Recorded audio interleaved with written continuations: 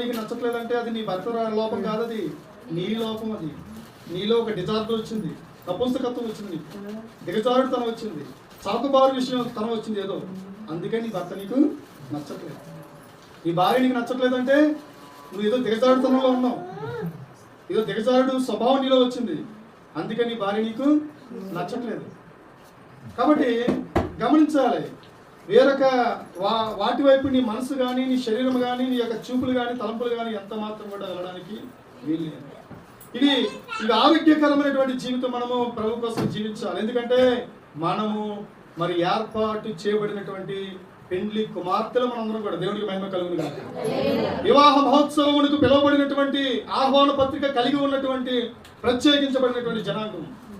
మహోత్సవములో పాలు పంచుకున్న వాళ్ళందరూ కూడా ధన్యులు. ఎంత భాగ్యం అండి.